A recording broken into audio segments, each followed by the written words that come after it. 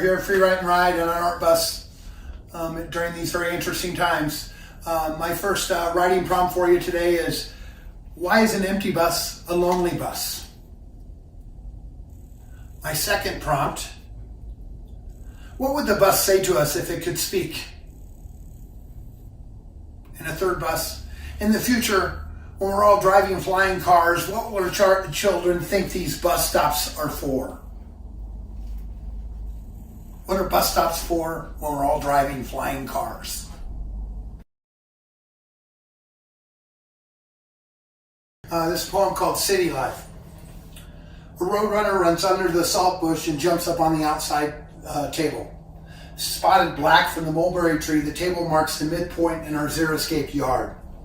A mile away, the loudspeaker from the minor league baseball stadium tells me the score again, yet I still don't know what it is.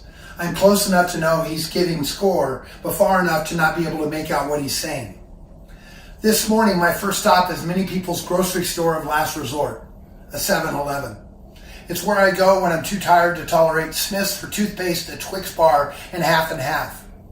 Recently remodeled, they sell cigarettes out a side window between midnight and 5 a.m.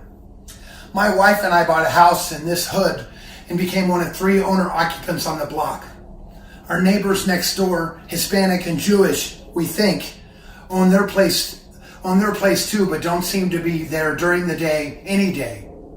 2 doors down, the only time the native seems to be at home is weekends, always by himself, always working something, windows, truck repair, weed pulling.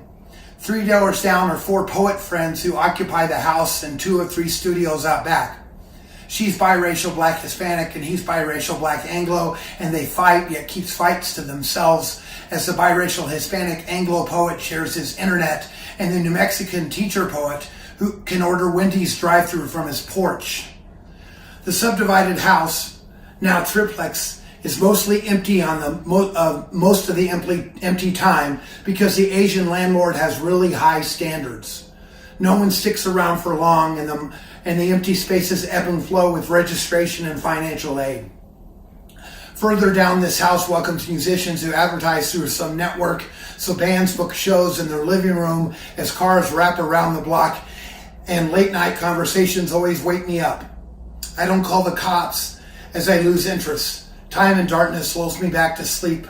Their voices become background noise added to the slow reveille of a city waking up, and the thoroughfare that really just serves the employee traffic from the 2 colleges. Each is less than 6 blocks away, and it's not uncommon to find myself at both any given time of any given week. This is a great life. My neighborhood is always alive, yet we love this prime spot we call home. Not the density of much larger cities, we can eat almost any type of food with just a few steps. The bartenders at the nearest bars know me by name. The regular clientele recognize me when I walk in, still dressed for work. We'll fix broken ottomans and take couches off curbs as often as we'll leave tennis shoes, broken shells, and logs of Chinese elm.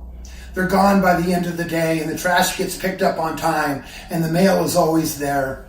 We mind a trash can at the corner. People use it even when it's full, and our bamboo has caused a fine for obstructing the views of traffic up ahead as people throw their butts on our lawn and ditch illegal drugs upon occasion. The homeless never ask for change, but will stop me a block away as if their work site is Route 66. Until they're on it, they are simply off the clock. This is the world we call home, and it feels like it should almost all the time. If you said my life looked like a tiny splash in a much bigger city, you'd be right. I sometimes want to be a bigger fish. Sometimes want my name mentioned with others, and sometimes want to see my name in lights. But most times I just want to write. But sometimes I'm just not sure I've got something to say.